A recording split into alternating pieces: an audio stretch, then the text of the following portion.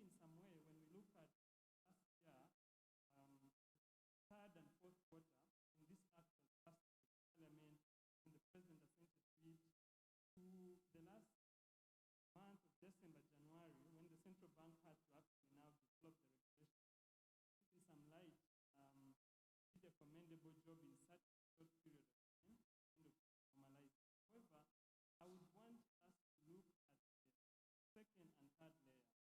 The second layer is the businesses that, and individuals that fall in these 7 tiers of electronic money in the regulation, ranging from the individual account, which most of us hold, to the education institutions, to the government, to the merchants and retail agents. So there's a tier of 7 categories which are licensed. When we think of women and when we think of vulnerable groups like refugees, or when we think of the urban-rural divide, one of the things that strike me is regulation on its own appears innocent. Like, for example, it requires KYC, like your national ID. It requires, if you're a business, that you should have a number with a business registered. And when we reflect even within 2 kilometers of where we are right now, most of the mobile money agents will struggle, for example, to register a business.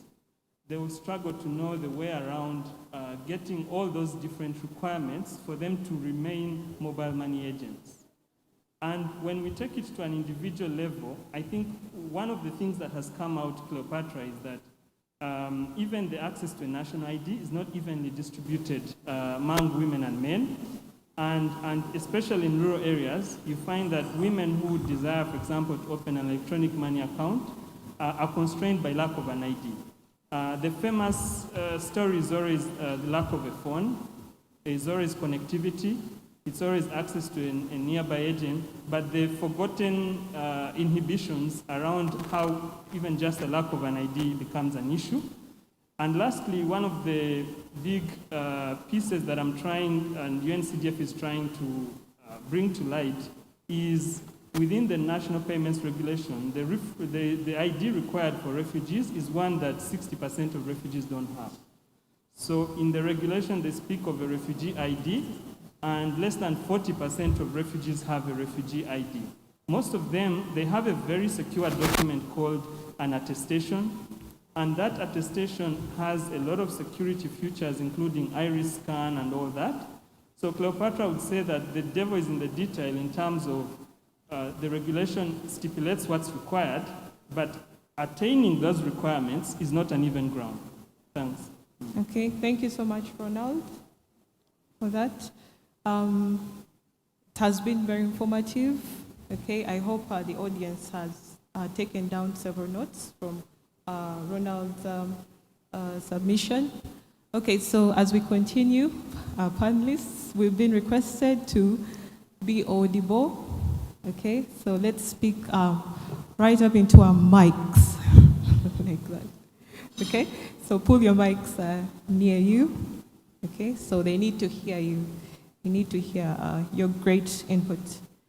Okay, so mobile money has been regulated by BAU, but now with the rise of or the spring of several fintechs that are providing financial solutions for like so many businesses, government has come in and through the act is regulating these fintechs, right? So basically, Bank of Uganda is going to be the regulator for all the upcoming fintechs. Nelson, how does this make the fintech industry better? Okay, thank you very much. I normally look at things from the layman perspective. Okay. So I will not use any complicated terms. To be entirely honest, Bank of Uganda's National Payments Act regulates financial technology providers who are engaged in payments that are outside cash. So there are some fintechs which do not are not involved in movement of cash, like Jumo. So Jumo is not supposed to be registered under the National Payments Act. The whole idea of, if you want to understand what the Act is about, it's about creating what they call, when you see fiat money, cash and coins, there's what they call legal tender.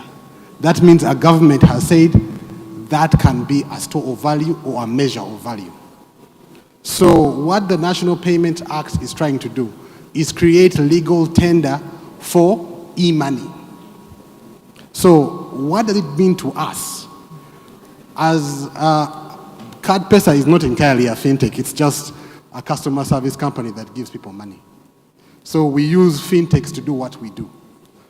Now, what it implies to us as the National Payments Act informs us on who we can deal with. Because the issue comes down to those people you're dealing with. If I send my client money through your platform and you close down, where do I go for recourse? So what Bank of Uganda is trying to do, or the government is trying to do, is to say these are the players. These are the guys who we recognize to be able to provide you legal tender in e-payments. And so you, as, for example, we are looking into women and children and people with disabilities. The key issue is that who are they going to deal with? And this National Payment Act gives us a benchmark by which to choose who you're going to deal with. So for me, currently I am dealing with MTN, Airtel, Flutterwave, Equity Bank, NCBA Bank, my boss is here, and a few other people. The whole idea is all those guys have some level of regulation and they have passed a certain thing. So I don't have to go back and ask them, who is your boss? How much money do you have? If they've passed the NPA Act and they've got the license, I don't have to ask those questions. And so the National Payments Platform, from my perspective, or fintech's perspective, is just reducing the amount of work you have to do so that you know who you deal with. And that helps you give confidence to you who is paying out, and also your customers, saying that if this guy is paid me and they're dealing with, for example, this company, then all of these businesses I'm dealing with are regulated and I can trust them.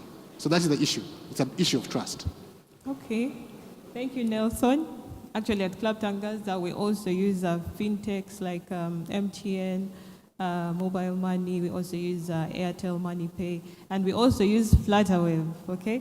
But that is after doing a lot of research, okay? So yes, as a service providers, as people who build products that are going to be sold to customers and so on, we need to work with fintechs and financial service providers that are regulated, people whom we can trust, just like Nelson said. Ronald. Yes. What does this mean to you? Because you're also a stakeholder in the fintech domain. Yes, thanks. I'll do a better job at speaking close to the mic.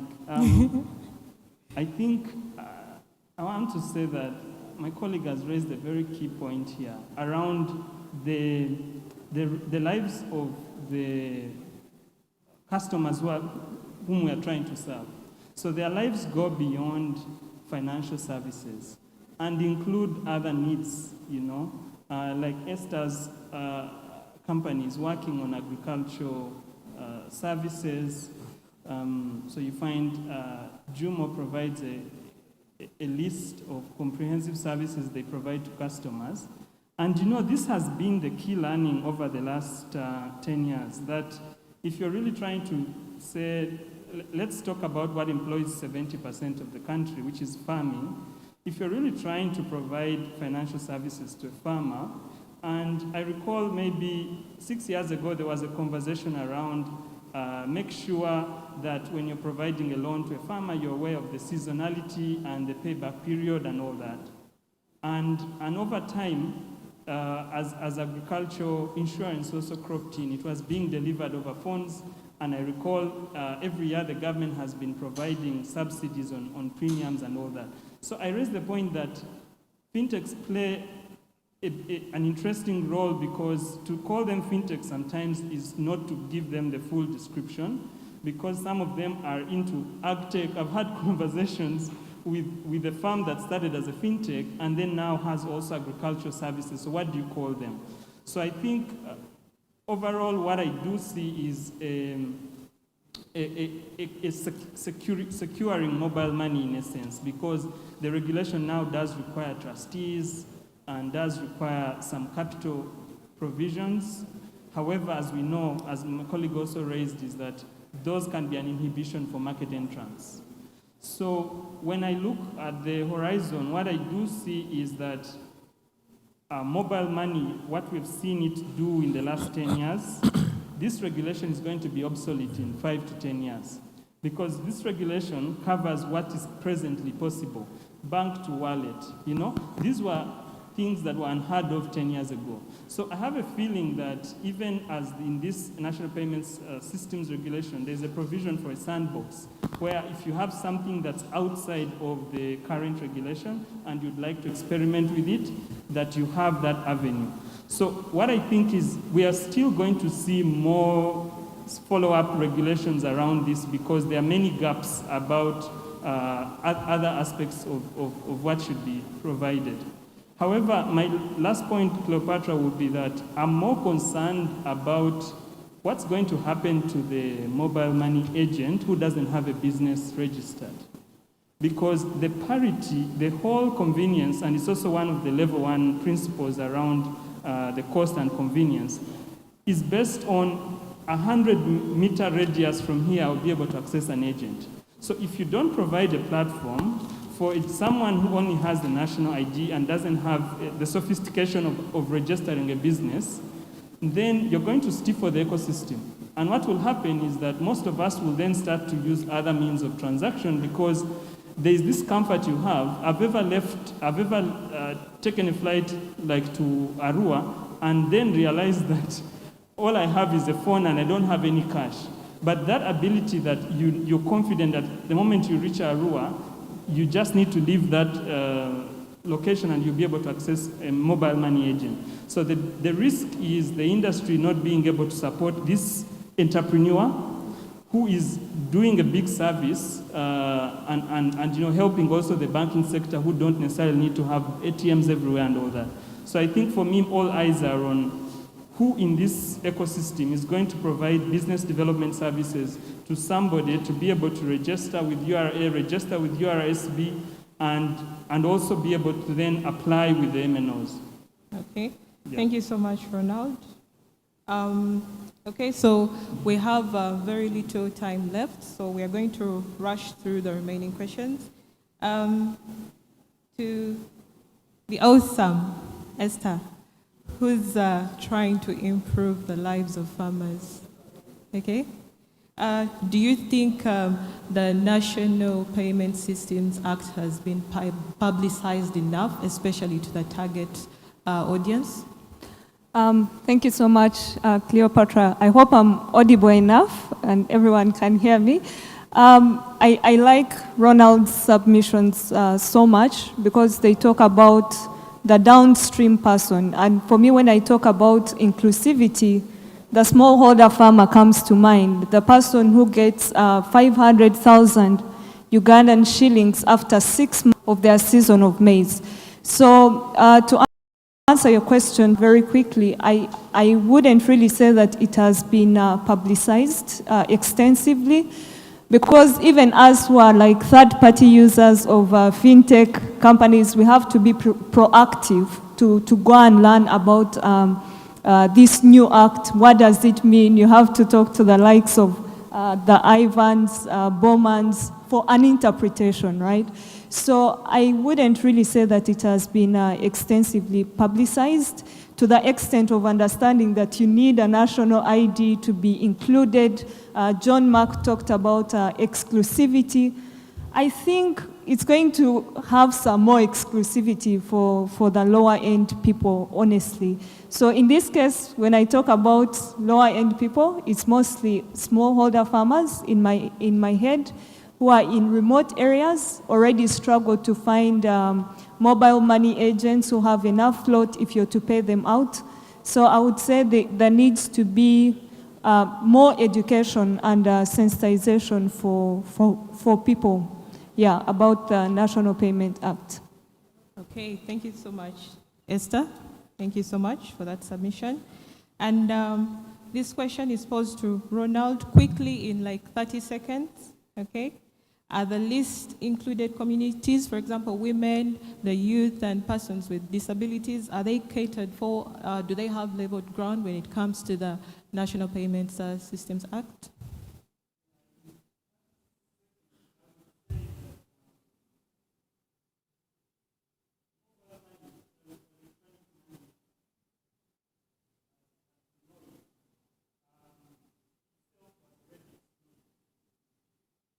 Microphone?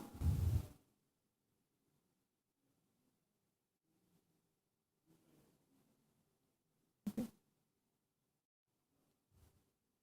You can use Esther. Thank you, Esther. Thank you, Esther. So in 30 seconds, I would say that let's look at the bigger picture, even beyond electronic money, to be able to answer the question of is it inclusive? And when we look at the bigger picture, we look at other regulations around electronic money. And I must say, Cleopatra and my colleagues, that the recent mobile money withdrawal tax of 0.5%, what it did demonstrate, we did conduct a study around the impact of this mobile money tax. And we did find that while us in this room and in most of the urban areas, people had an alternative of pushing money to banks and then withdraw via agents and all that. And you recall that mobile money was covering a gap.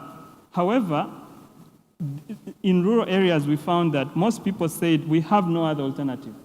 So if I don't withdraw the money, what else can I do?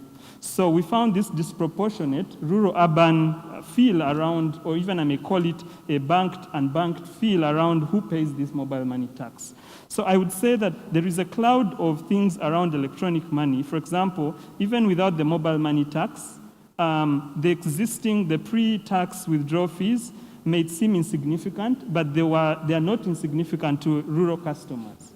So I would say even beyond that, the last cloud I would layer on is, for example, the issue of connectivity not being universally accessible in rural areas, and the issue of access to devices. I know both MTN and Airtel have started a pay-go kind of situation where there is a staggered payments that you make. And we know this has been transformative for the solar industry, where people are able to own a device over a long period of time by making smaller payments. But I think we need more of those disruptions. And I must say, we know like in Uganda currently that 17 million devices are future phones. They are not basic phones, because basic phones are about 5 million as per UCC statistics of 2020.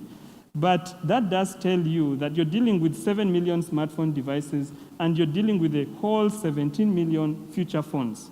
But why is that relevant? That's relevant because when the fintech providers go to UCC to get a license for a short code, because if you're going to serve someone who's not on a smartphone, you need a USSD code so that they can use the basic phones to transact over a USSD platform. But Uganda has one of the highest charges of close to 11,000 US dollars to get that short code from UCC. If you compare with our peers in Tanzania, Kenya, it's not even above 3,000 US dollars. So I think if we know who this market is, this is a market that's not on the internet, this is a market that's on a future phone or in a basic phone, then we need to design our policies, and I would say we look at Bank of Uganda, we look at National Payment System, but we need to look at the entire, say, digital payments or financial inclusion ecosystem so that we can catch these gaps and patch them together.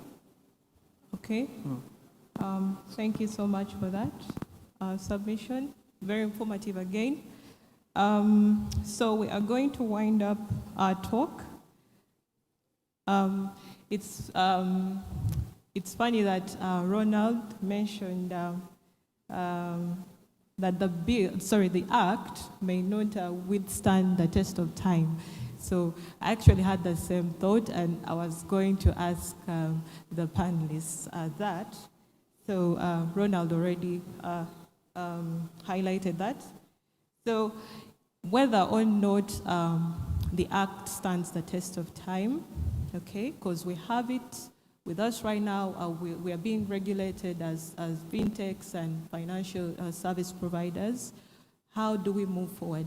How do the stakeholders, the service providers in the financial domain, how do they ensure that their platforms are secure, their platforms are efficient, but at the same time, they are not excluding the minority groups or the groups that we had earlier talked about, like women, the youth, and persons with disabilities. So it's our final question, so we're going to take it up right from Ivan up to Wendy. Thank you very much. I disagree that the law or the Act won't stand the test of time. It will stand the test of time. Why? The Act in and of itself has ways of amending itself. It has an amendment provision. That will not render it useless. I mean, technology is evolving, technology is a fast-paced industry, and those are some of the difficulties that come with regulating technology. So the Parliament has powers to amend the Act as and when. And also the Minister has powers, if Parliament will be giving him issues, to come up with regulations that will perhaps regulate whatever will be coming up through the course of time. So importantly for me, it is from the regulator that I'd want to address. I think the regulator, well, they have attempted to regulate the industry, but now it is on their part. I know, for example, they've tried to put the house in order. They have a fintech office and what have you, have dealt with them. But now they embrace what they call regulatory technology, RegTech. These are fintechs, these are techies, very fast-paced people. As a lawyer, I don't want to get an inquiry from my client to go and inquire from Bank of Uganda, and Bank of Uganda takes ages to reply. Yet the client is losing money, the client perhaps there was a breach somewhere, what have you. So regulatory technology should be embraced by the regulator in order to ensure there's efficiency as far as the regulation of the sector is concerned. But also importantly, you introduced me earlier as a trade lawyer. Trade and technology are intertwined. The reason we're talking about fintech is to enable trade. Unfortunately, the statistics in Africa are that 80% of Africa is still informal. Informal trade takes a day. And like Mr. Robert has mentioned, the women take the largest chunk of that. So we already have issues with internet penetration, we already have issues with informal trade. And then you say that these people should become formal and should all of a sudden, their agents should be approved by Bank of Uganda and what have you. But importantly, at the African Continental Free Trade Area, which I've all heard about, there's an important initiative that is going on. It's called the Pan-African Payment and Settlement System that has been mooted by Afri-Exim Bank that is working together with the African Continental Free Trade Area Secretariat. So I'd encourage the fintechs here to find a way of tapping into it. Fintechs, Paytech particularly, has already been leading the way. The likes of Flutterwave, the likes of Eversend have already been doing cross-border trade, even without the AFCFT as it's called. So tap into that and see how we can bring our informal people into the fintech industry, into the payments industry proper, and we find a way of collaborating so that we can take the industry forward. But importantly, I'd encourage the regulator, Bank of Uganda, to continue consulting. I follow closely what happens in the UK with the Information Commissioner's Office. They send out calls for papers, calls for proposals, calls for consultation. So consultation is key. You don't just consult once and have one meeting in Mestill here and say, now we are ready to pass an act to pass a regulation. Continue consulting, continue studying from the real industry experts. You as a regulator are not the expert, the persons, the players in the market are the experts, so continue consulting and make sure it's robust, comprehensive consultation. Thank you so much, Ivan. Esther, you're up next. Okay, I'll pick it up from how Ivan ended his statement that the regulator needs to keep consulting the experts.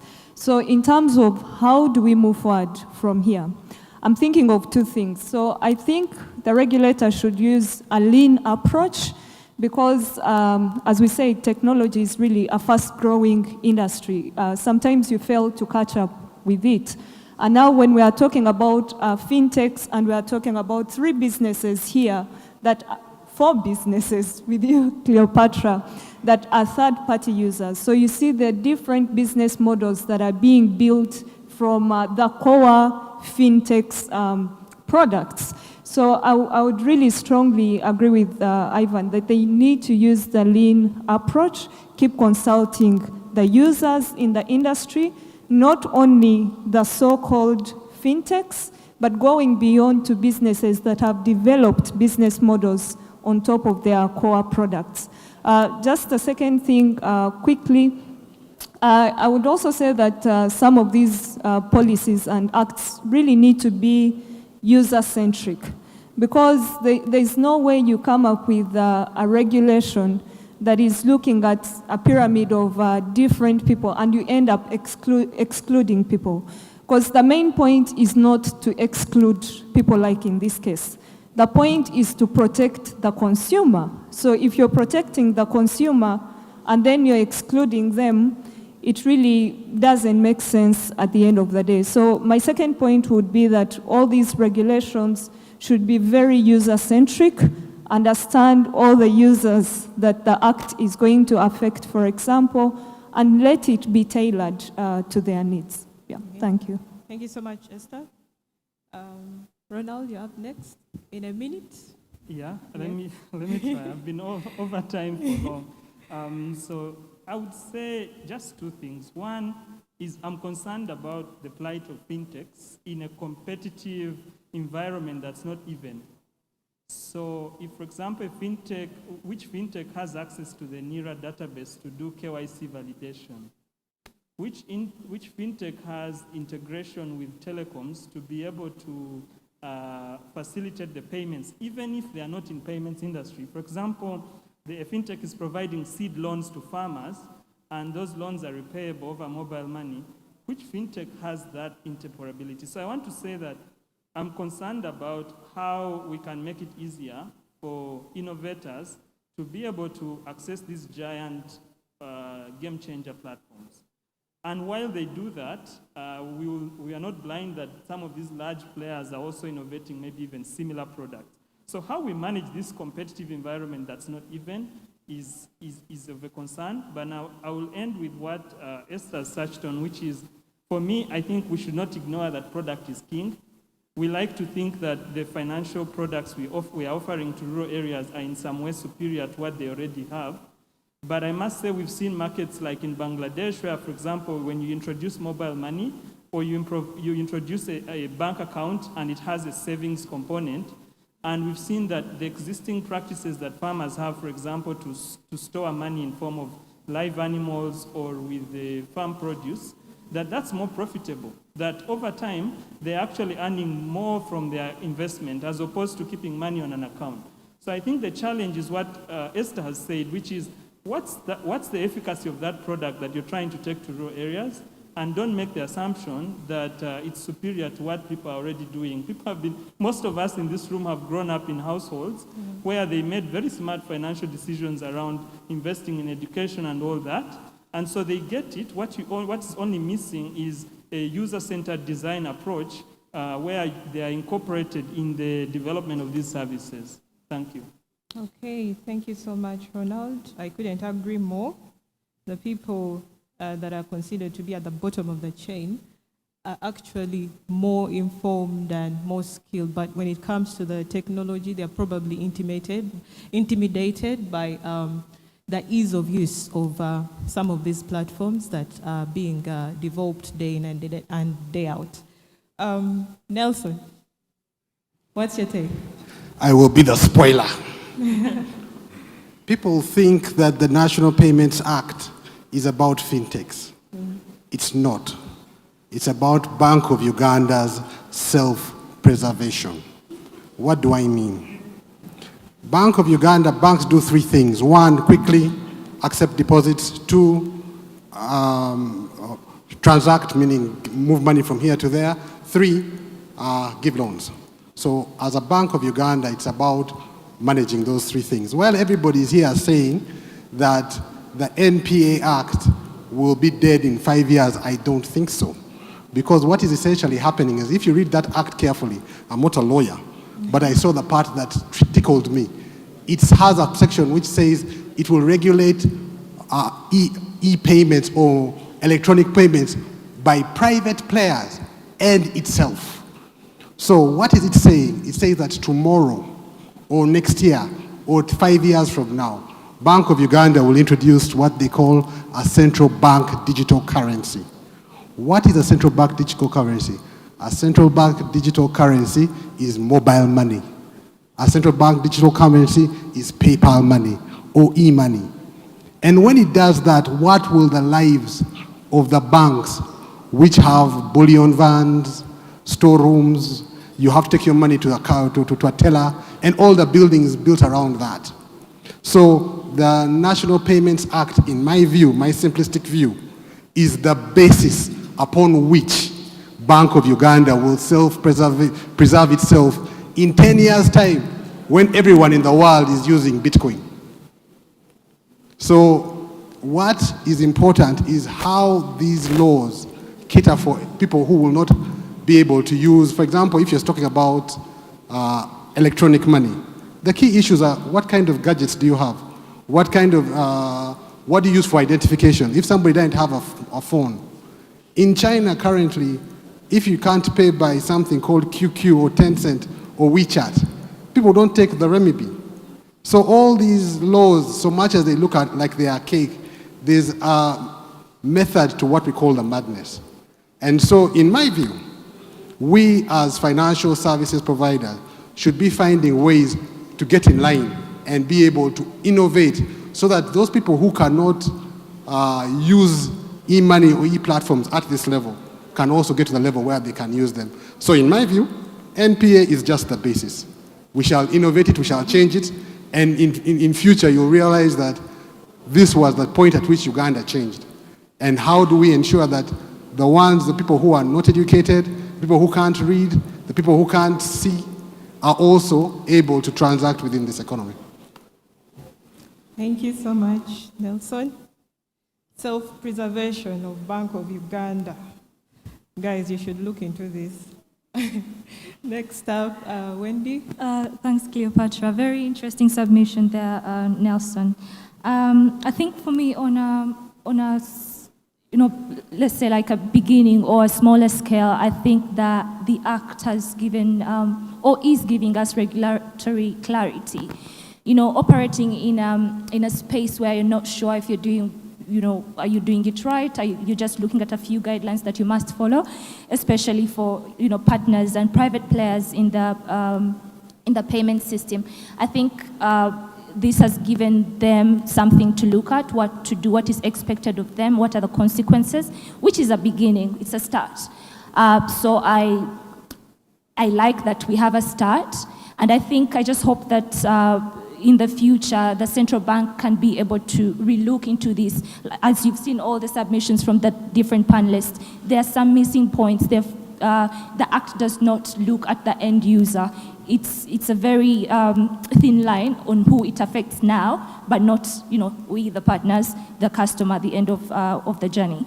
So I hope that from now, after hearing feedback from, the people in the industry consulting, they can start assessing what the changes would have to be. And because the fintech industry moves on very fast, this has to be fast, because then by the time it's changed, something else has changed.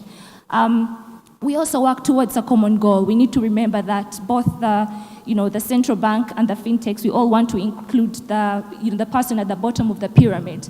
What are we going to do about this? Are we putting regulations? Is the Bank of Uganda putting regulations that are again stepping in the way of other players to reach that common goal? So there needs to be that assessment. If we're all working towards something, then make it easy for everyone to be able to, for us to be able to achieve the bigger picture here. Okay. So with that, we've come to the end of the second panel discussion. Thank you so much, panelists. The session has been very educative, very informative, and it has opened the eyes of many of the audience, many people out there in the audience who didn't know what this act was all about. And yes, with Nelson stressing over and over again that it's not about the fintechs only, okay? So I hope you guys have learned a lot from this session. We're so grateful to have people once again. Thank you so much, panelists. We can now leave. Thank you so much, Cleopatra, again. And please do not forget, you can, please. And outside is waiting for you for a photo moment as well as interviews. Thank you so much. Again, ladies and gentlemen, Yes, and we still appreciate the media available, that is Met Media. We've got a BBS Telefina, we have gotten TV around. We appreciate you, and we are live or on BBS Telefina AFA. Yes, ladies and gentlemen, and you can still push on the hashtags in case you are on Twitter. That is Level 1 Project. We have got hashtag 40 days, 40 fintechs. Surely there are rewards after, so I do not think you're part or someone who would surely wish to miss out on that. And with no further ado, I'm going to be inviting Jameson Sangoho, who is a Flutterwave Uganda country manager, to come and highlight for us on the insights on building an African fintech icon or unicorn. Ladies and gentlemen, please a warm welcome to Jameson Sangoho.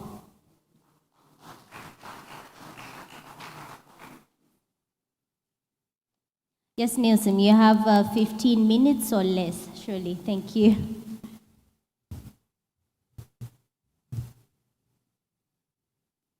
Thank you. Good morning. Good afternoon, everyone. Good afternoon, everyone. Yeah, I need some, I put on my suit for today. I'm not normally in a suit, so I need some encouragement from the audience. I'm tempted to take Nelson's rabbit trail, but I'll desist from going down that road. I've been asked to speak about building a unicorn.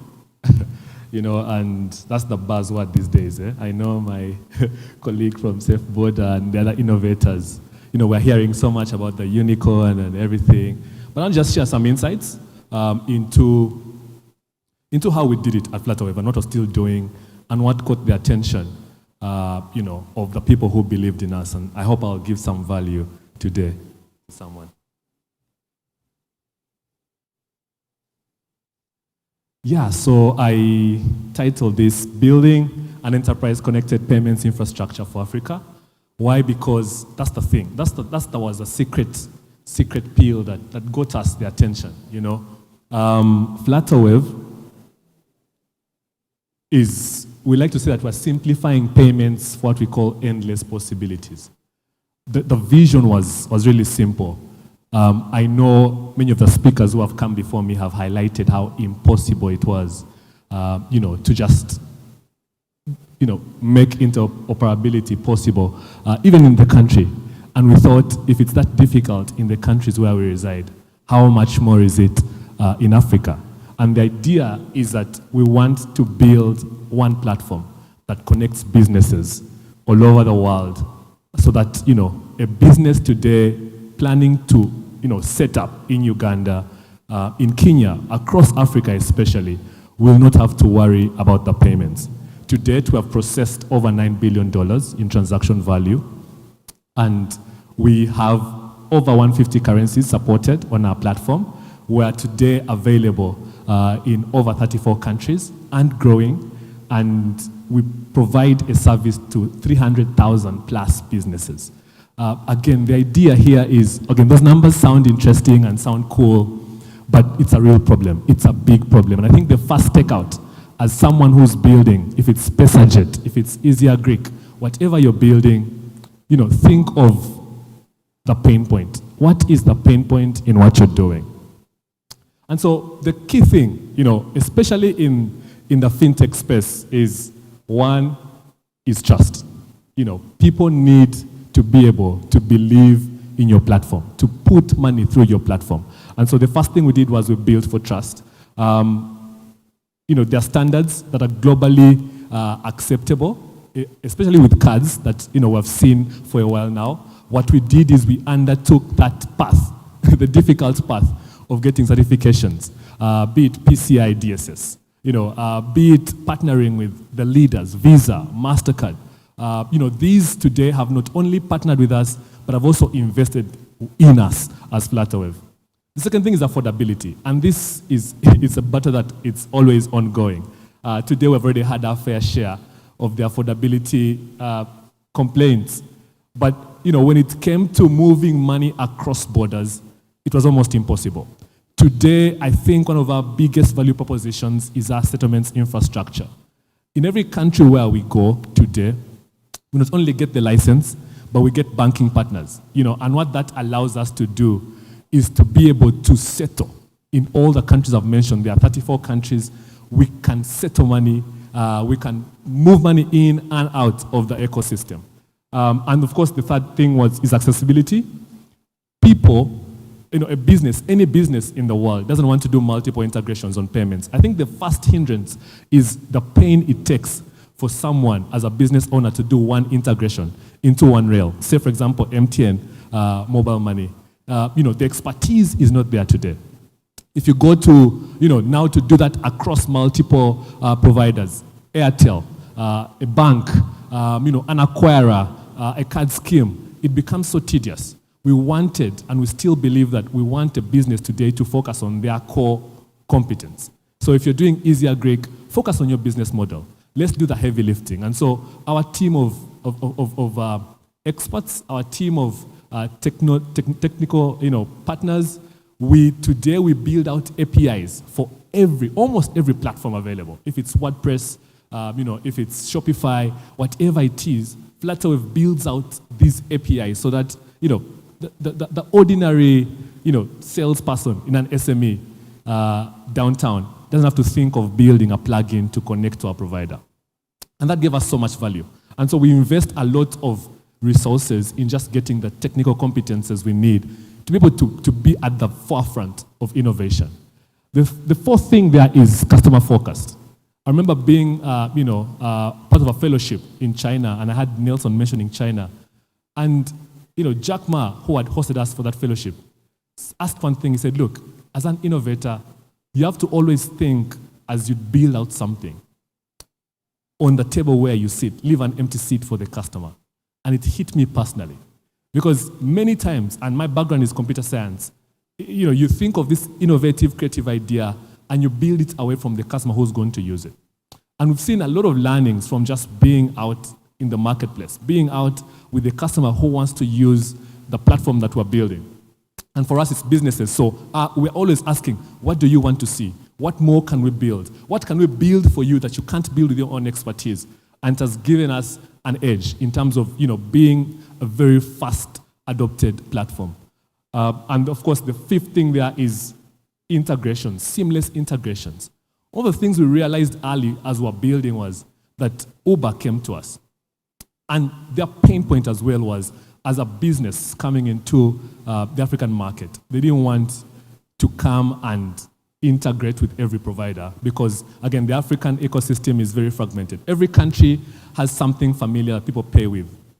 And so one of the things that we had to do is figure out what can we provide today, of course, for the local business, because that's where our heart is, but for the international businesses coming into the continent. And today, we process payments for a couple of them, including Microsoft, Uber, Netflix, Booking.com. And it's because we thought and said, look, we must go into that path that no one wants to go on. The hard path of fighting with regulators, of doing all the technical integrations, and eventually connect the continent as one platform. And so what do you have to think of? Because we can't do this alone. Even with all the work we've done, we still need people. Many of them who are in this room. We still need, partners. Many of them who, are multinationals, banks.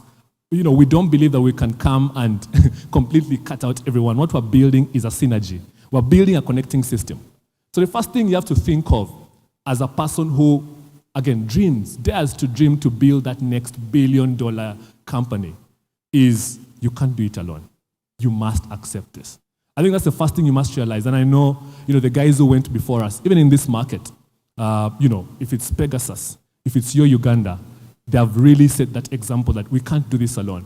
And I'm blessed that at the time where we live now, there's more acceptance because when I see things like NCBA working with MTN, it gives me much joy and much hope in the fact that we're now opening up our minds to think, that banks don't have to kill fintechs, because the things that fintechs are able to do today at an accelerated level, they potentially may not be able to happen inside the bank infrastructure. And, I know we are having so many discussions with almost all the banks here, in terms of what can we do together to help build this ecosystem. And you must think like that.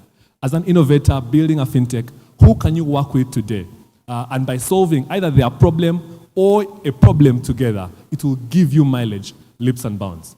Second thing is customers.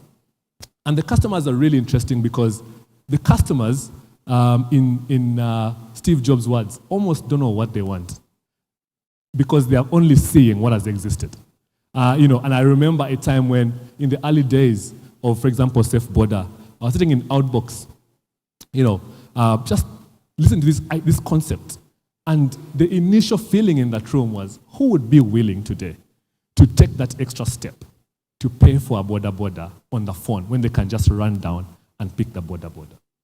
And that just makes you think of the customer. You have to think there's the problem that the customer knows, but there's a problem that the customer doesn't know.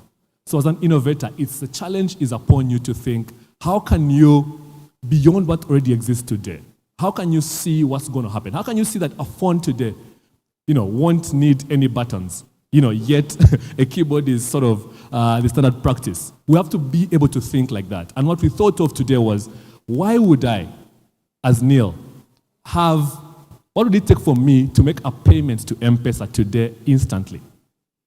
And that was the thing which we asked ourselves every single day. How can I collect money today in Nigeria as a person who's teaching an online course about arts and crafts? Today, we are able to power a couple of merchants who, in the pandemic, their business, they closed completely. But because of what we provide, they were able to tap into markets out of Uganda. And we have a lady who, today, she trains arts and crafts, making of sandals. And the biggest consumer of her course on our platform, they're from Lagos. And we pay her on mobile money today.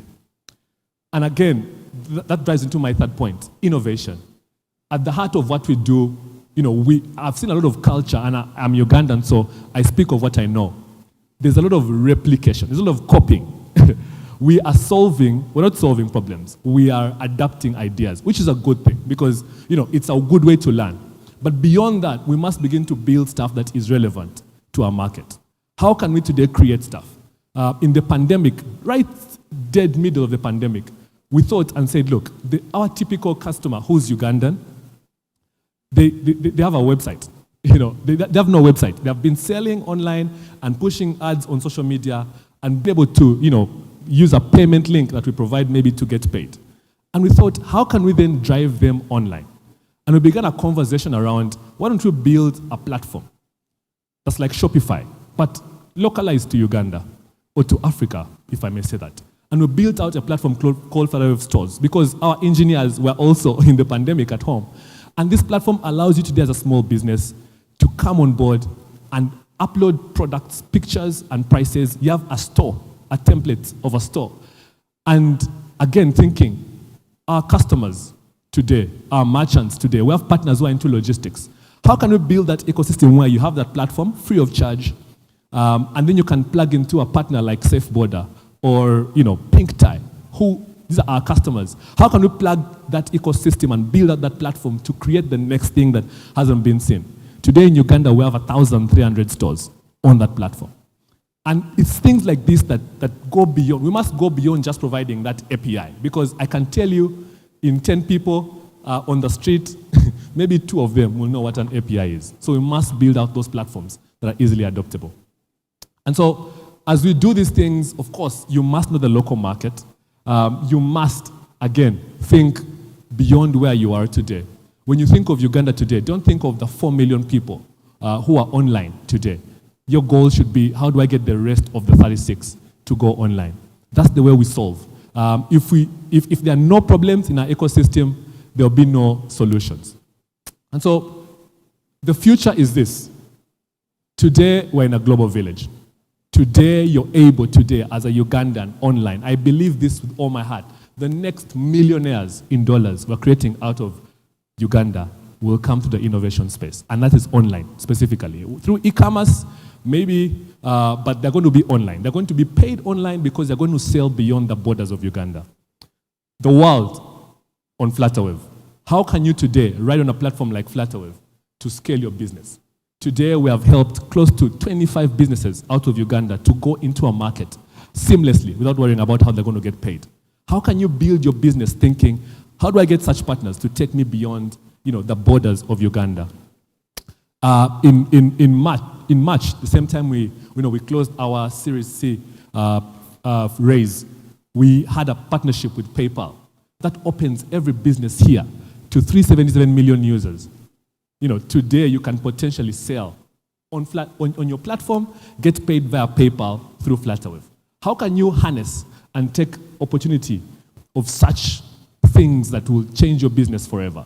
Because imagine this is, if you're going to think of only Uganda, you can never hit this number of users. Even if 10% only of these users, maybe even 1% bought on your platform, that's almost equal to everyone who's online in Uganda. And so, I want to just urge all of us as I close, right? How are we thinking about the things that are not being done in this market? We are many people in this room doing amazing things, almost in silos. The conversations are there, and I'm part of some of them, but they're not yet at the level where we go beyond what's possible today. How do we think and how do we guide the rest of the world? Because M-Pesa, MTN mobile money, these are things that have not been done before in the world. How do we then create the next big thing? Because the payments infrastructure is just the start of what's possible in the ecosystem. I thank you, and I wish you a lovely day.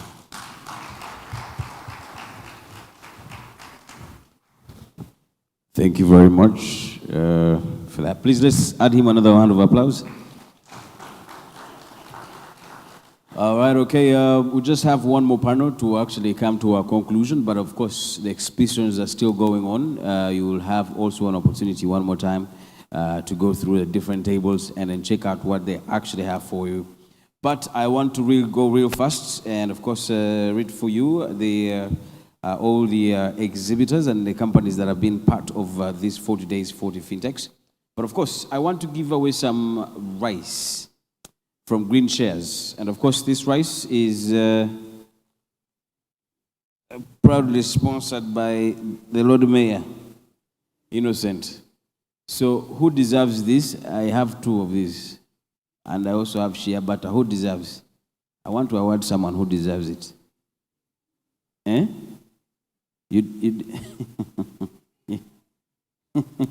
Okay, thank you very. Please come and pick it. Just come and pick it. Please, let's clap for her. She deserves it. Another one. And how will you cook it, my brother? I don't see a ring on you. You're going to suffer with these things. The line of gentlemen here. Now, you give this gentleman here in white. That one there, yes. So, now, that shea butter, the other lady right there. Please, let's clap for them. Thank you very much, Innocent Kawoya, for that. And of course, Green Shares, thank you very much for the innovations. Anyways, I want to read real quick the companies that are part of us today. We have Malan Company Limited, Sente, we have Paybu Limited, Bionic, we have T-Tech, Computing Palace Technologies, Trade Lance Limited, Flutterwave Inc., Jumia Uganda, Payclyde, we have Ugamat Limited, Everland Agritech Limited, Enabling Finance Limited, Safe Border, Jumo World Uganda. We have also Paytota. We have Green Shares Limited for, of course, the beautiful rice as well. And also we have Bulade Financial Services. We have merchandiseuganda.com. We have Alptech ICT Solutions. We have Kuzimba Services. We have Kanzu Code Limited. We have PesaJet. We have Ratio Data Center. We have Chap Africa. We have Enimiro Online. We have YTIB Capital Limited. We have Kai Saber, Jesus Technologies. We have Club Tangaza. We have Insure Small. We have Pegasus Technologies Limited. We have Zuldaim. We have Numida Technologies, Yo Uganda Limited, SoftPay, MTN Mobile Money Uganda, Silcon Savannah Limited, CardPesa, Easier Greek, we have Airtel Money, we have FutureLink Technologies, and NCBA Bank Uganda Limited. Ladies and gentlemen, for our next panel, Mr. Nicholas. Thank you very much. Thank you very much. Yes, good afternoon once again. This is our third and actually the last panel. It will be focused on readiness for CBDs. CBDs can be called central bank digital currencies. What is the first way to achieve a cash-lit and later a cashless economy? To join me on this panel, we have Vincent Tumuijuke, the CEO of FutureLink Technologies. You're welcome, sir. We also have Primera Muthoni, who's an ICT product development specialist. You can call her expert. You're welcome, Prim, on the panel. We have Mr. Anthony Indegwa, who's the CEO of NCBA Bank. We also have Mr.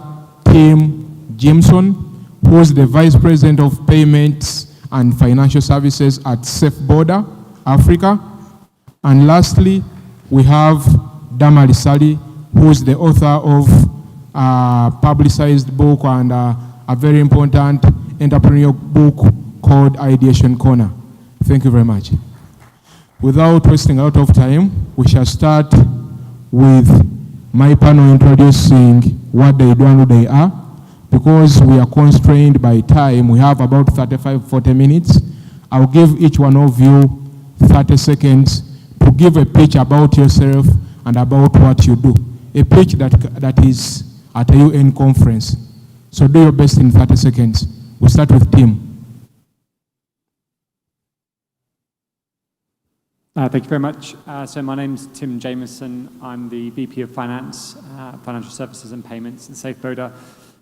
In a nutshell, I look after everything that's not on a border at Safe Border. So I'm responsible for building our Fintech platform, payments ecosystem, our relationship with our vendors, and ensuring that as we continue to grow our customer base, we're offering them more interesting, more impactful, and more valuable services through our super app. Thank you. Anthony?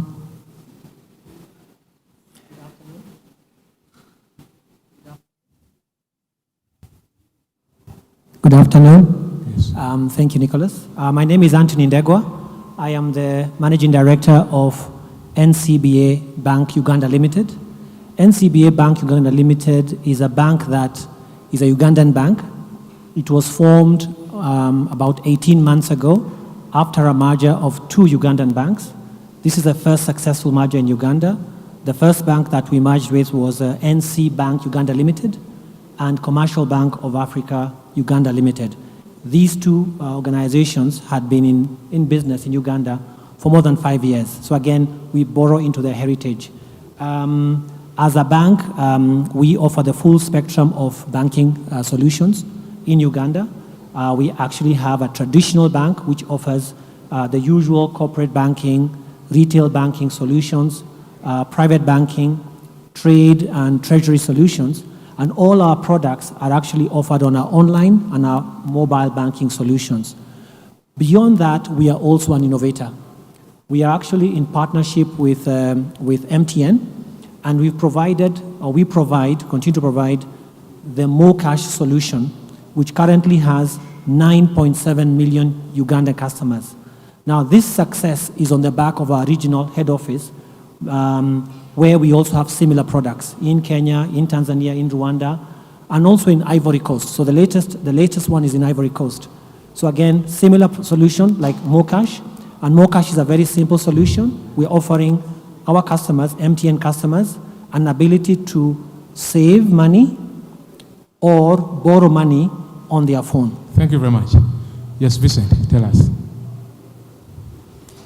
Yes, FutureLink Technologies is a banking as a service fintech that leverages the relevance of and outreach of circles and microfinance institutions in Eastern Africa to promote and enhance the financial resilience of low and medium income earners using digital channels. So we enable these same subscribers to grow personal savings, access affordable credit provided by the different partner circles, and make payments. Thank you. Prim. Good afternoon. Thank you to the High People team for organizing this. My name is Primera Modoni, and I'm a product development specialist. That means I support the design of products so that they are very customer-centric, do a lot of research to be able to make sure that the products that come to you, whether on USSD or on app, on web, are done very well. And they can attract the uptake, and you can get the customers you're actually looking for. Thank you. Right. Damali Sali.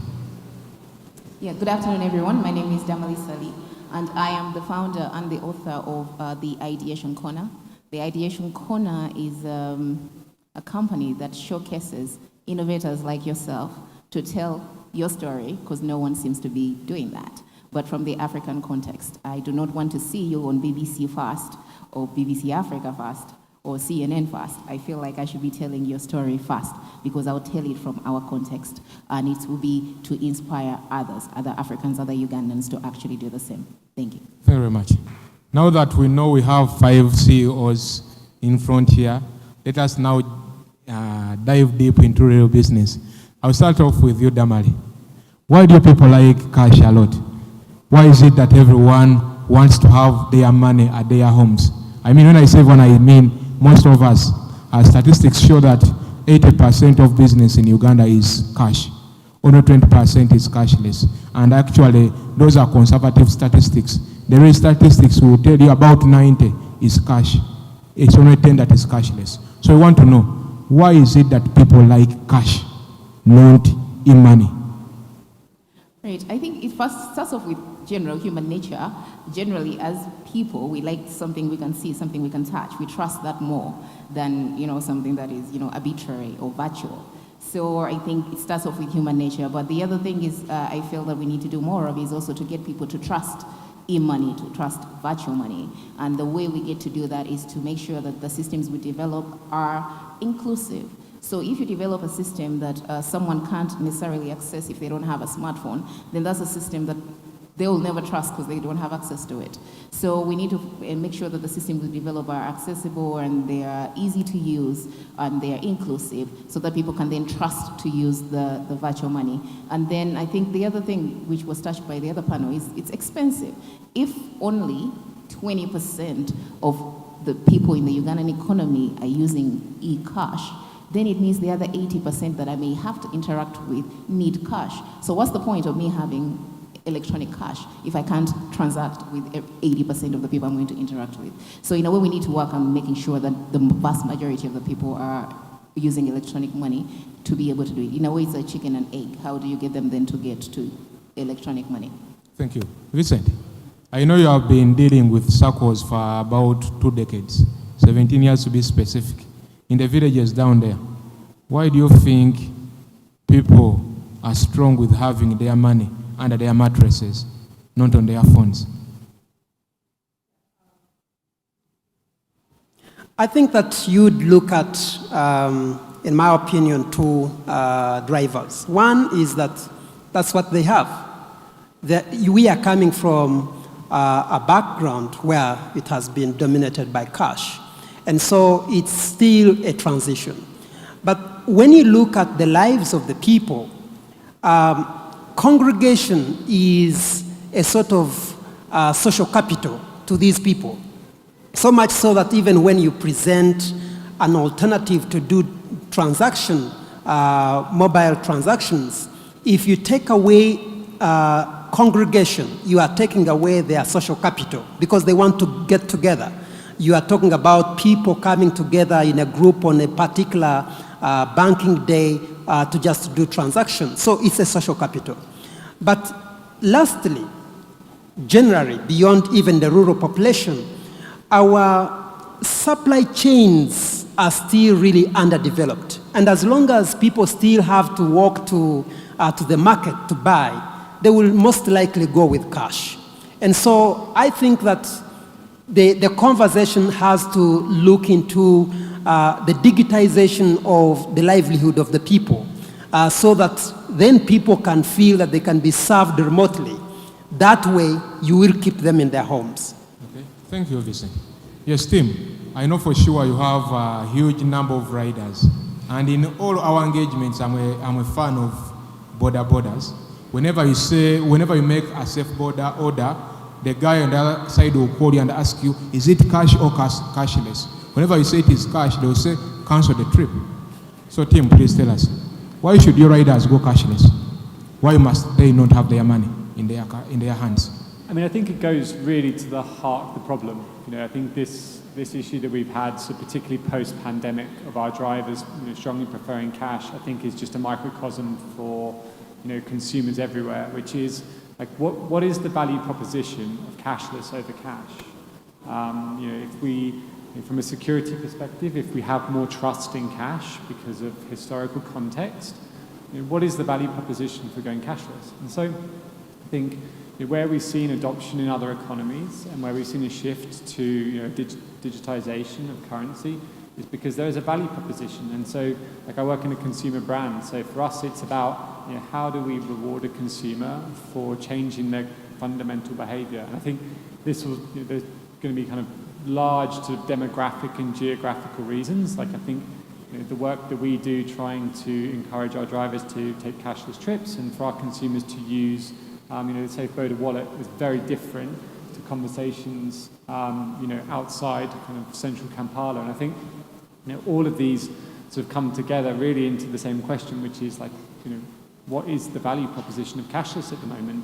And so that, that's sort of, my role and other leaders in the fintech, sphere's role is, how do we reward a consumer for changing their fundamental behavior? Thank you, Tim. Now that we know there is a historical perspective to cash, there are issues about the propositions. Prim, there you are a developer. When you are developing these products that are making us leave our money and entrust it to your systems, what do you look at that will push me from giving you the cash? What proposition do you put in place for people to drop cash and go cashless? The speaker?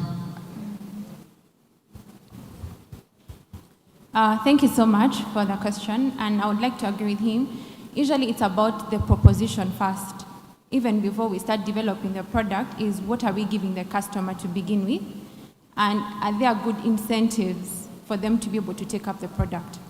Then if there are good incentives, first we start with that conceptualization. For example, let me talk about something maybe like more cash. Is the value proposition, is it a good proposition? Does it fit the customer segment? Have we done enough research to understand if how big that market segment is? We have agreed the market segment is big enough. We have agreed we have the customers to begin with. And then now we can go back now to the design of the solution and being able to design it before even we send it to the developers. The idea of safe border, there's someone who started with it and said, how did you know that you would actually, how did they come up with the idea and say, you know what, as much as there's a border downstairs, what interest do I have to be able to order for it on a mobile phone? And me as a person, before then, I actually barely used borders until Safe Border showed up, and I'm thinking, okay, now that I can order border, it builds confidence on my side. Okay, if I can order border for someone who is already registered, someone knows, then I'm more interested in actually taking on such a product. So usually it begins with research. Do we know the customer segment? Do we understand the problem very well? And are there going to be people to take up the product? Is the market large enough? Then we start developing. Sure, thank you. Anthony, from a bank perspective, I know for sure NCBA, for the record, is the biggest bank in Uganda in terms of account holders. 9.7 million read on more cash. That makes them the biggest bank, and the next one doesn't have half that number. But I also know for the fact that even from those very many customers, majority of them are borrowing and taking cash. A small number of them is actually saving. So again, still, even when they are doing more cash, which is digital, they later convert to cash. From a bank perspective, why do you always want to withdraw our money? Why do you think you always want to withdraw our money?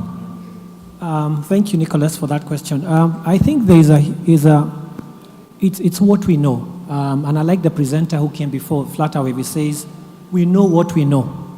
And I think as developers, as integrators, as bankers, I think we need to take our customers to the next level. What's the next level? Can we look at solving the next problem? And I think that's our main objective. But I think there is a huge reliance on cash in this particular market.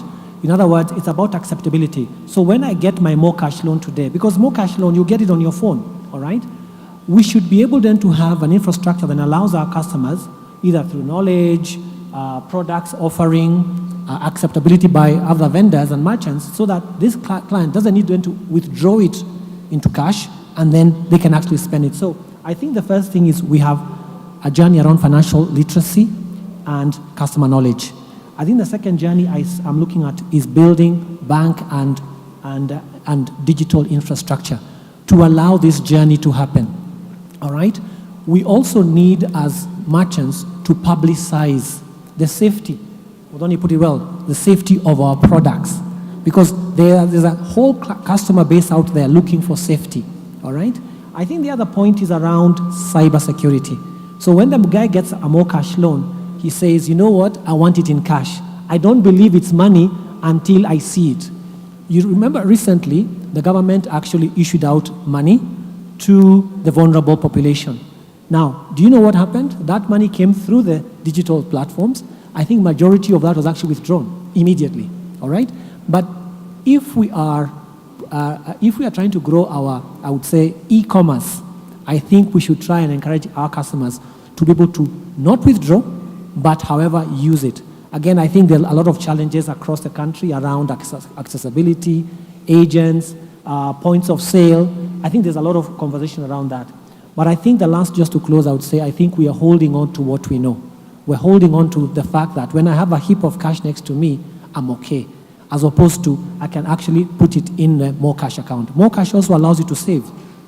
More Cash today allows you to save. So you can actually get your loan, put it on the saving side, and then use it as and when you need it. Thank you. Thank you. Thanks, Nicholas. It makes sense.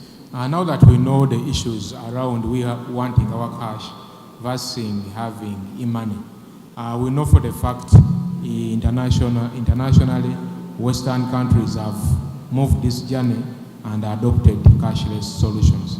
Daman, I want to hear from you.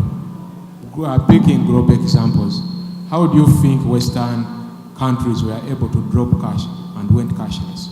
What exactly they do? They made the process accessible to all. So they made it very cheap for you to be, well, virtually costless for you to use e-money, for you to go digital. And in so doing, they worked with the private players to make sure that the solutions that they develop, in some way they incentivize to ensure that people will be able to use them at a little or no cost. That was key. But then also there was a lot of internet penetration, and so it was easy for people to then access these systems if it was in fact systems. So that also enabled that. The other thing that I feel also we need to do is to see that government is the largest consumer, by the way, of goods and services in any country. So when a government does in fact adopt its consumption to digital only, everyone in a way will be forced to actually go digital. So the governments also had that push, and they made sure that in their consumption of goods and services, they were all electronic and they weren't accepting cash in any way. And that organically actually pushed digital payments and digital transactions in an economy. Sure, thank you. I say everything rotates around things that need to be done. Now I want to know whether these things are being done. I'm beginning with Tim, from your organization. Are you putting in place the right propositions to make sure that people drop cash? I want clear examples of why your rider must allow cashless, not receive his 5K in his hands.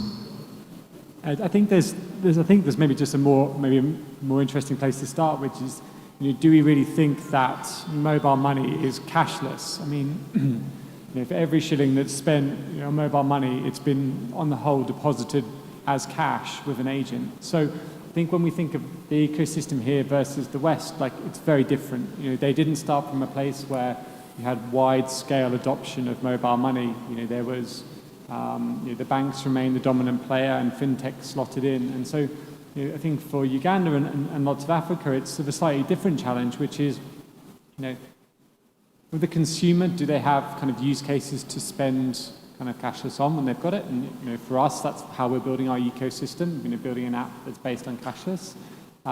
For merchants, particularly around Kampala, do they accept easily kind of cashless?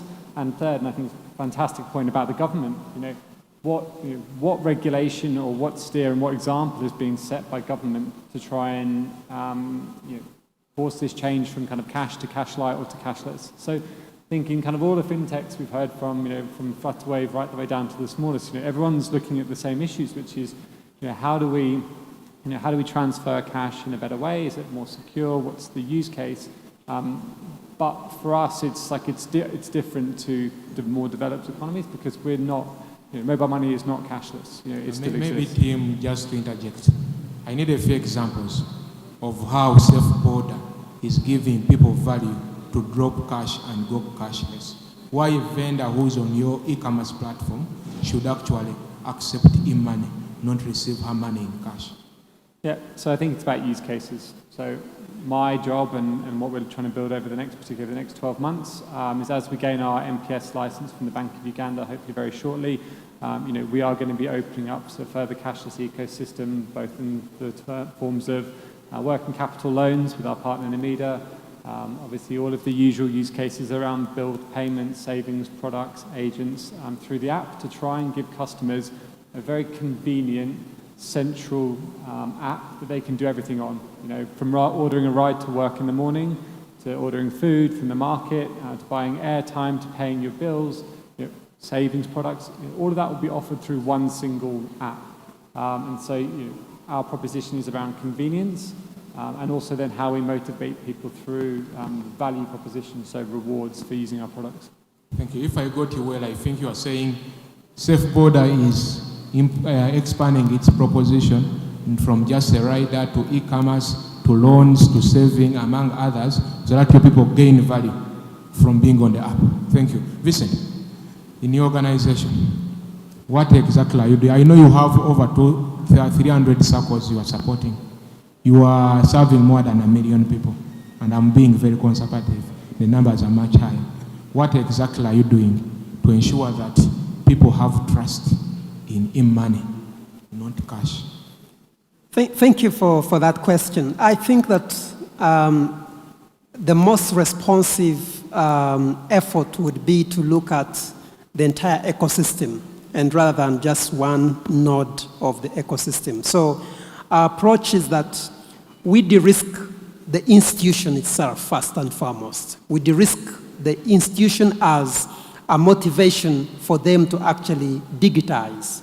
And so on our banking as a service platform, we have been able to reduce the cost of infrastructure, the monthly infrastructure, from about $200 to around $18 per month. That is a motivation for the institution to accept digital channels. On this other side, for the consumer, they are interested not just in convenience, because convenience, but expensive convenience is still a luxury for the ordinary people we serve, because no one has ever told them what their hour is worth. So we move ahead to discuss with our partner circles to offer digital financial services that are affordable. So with the de-risked environment, you are able to have financial service providers offer credit, cheaper credit, to a de-risked customer. So we are saying this customer has been paying digitally. You have all the records. Why do you still have to offer them credit so expensively? So the end consumer comes because there is affordable credit. The institution accepts digital payments because they are de-risked and they save on the infrastructure. But more importantly, I think that the discussion needs to go further than just looking at money, but go further to look at how the money is made. When I drive past Kalere and you meet this young man holding 6 pineapples, and they are selling the 6 pineapples at 10,000, it just speaks volumes at how much we still have to do. Because if we have digital channels, if we are talking about fintechs getting any credit, if we have to claim any credit, we must begin from there so that we de-risk the end consumer, enhance the financial resilience of the end consumer. Then they will be willing, first of all, to pay cashless, and the one they pay will be able to accept the digital payment. Thank you. I hear you. Now let's talk regulation. Of course, we know the fintech industry has a new regulation in place, among other things. Prim, I want to know from you, is there enough regulation to help people transit to cashless? And does this regulation protect me if I go cashless? Because if I put money on your platform, I'm translating to cashless. But what if my money disappears? Who's there for me? Thank you so much. I am not quite sure I can answer that question exhaustively, but I'll do my very best. It should have gone to the other team with the lawyer. And so I'm going to say that right now, we are what we call trying to define as we go. When we started with mobile money, when we started with a couple of years back, we didn't even think that we could go in the era of digital currencies. The first response from the government was, what's that? You know, and we have reached a point where countries in Africa are actually doing research and are willing actually to go ahead and create such currencies. So let's say we are doing it when we get there, to get that point. So if we see a new issue, let's say maybe something like cybersecurity, we don't even have enough people in this country to support the fintechs that we have on cybersecurity. We have to look outward to be able to get that support. When you look at regulation, I sit a lot with lawyers today to help them understand the telco ecosystem. Because even them, as they try to do regulation, they need to understand it very well. So Engineer Primera has to sit with a lawyer who has no idea about our ecosystem and have to teach them from scratch how the money is moving, what kind of records we are keeping on the network, how do they look like, what is the implication. So if we are going to be able to get the regulation there, but it's going to take time because the e-payments are creating a level of transparency we have not seen before in the payments ecosystem. So it requires a lot of partnerships for all of us to be able to be transparent, to be able to see, by the way, when money moves from here to there, that's how it looks like. From the bank to an e-wallet to converting it to a cryptocurrency, this is how it all looks like. Then together with the very amazing lawyers in this country that have taken interest, we can be able to build regulation and the government. But it has to be one area at a time and in a very collective kind of way, because it's not all the people, all the players do not know the implications end to end. I cannot even be able to explain in 5 years where we should be or we can be in terms of regulation. So 1 year at a time, and we see what all the players require and what helps, and also in creating that regulation, we are not undermining some of the fintech, some of the startups. They also have a way to thrive. We're not only looking at the big players in the system, but we are going to cut across everybody and be very, what the word is, kind in terms of regulation. Yeah. Thank you, Prim. Yes, you have actually competently answered the question. Thank you. You are underestimating yourself. Thank you very much. Thank you. Anthony, please tell me, there is a part of the question that Prim didn't answer. Let us assume we are pushing for cashless. and people are depositing money in NCBA. There are scenarios of I deposited money and later I didn't find my money. Next time I will not deposit money. So what I'm asking is very simple. Is the regulation that is already in place strong enough to push for cashless? And also, does that same regulation safeguard me who's going cashless? Because it might only be safeguarding the bank, and I will not put my money anyway if it is safeguarding the bank. Thank you very much, Nicholas, for that question. Now, I think the beauty for us at NCBA Bank Uganda Limited is that we are actually regulated by the Bank of Uganda, and all the deposits that we hold are also, they are also secured by the Deposit Protection Fund. So I think that's a first step. It means that when you bring your money to our bank, there is recourse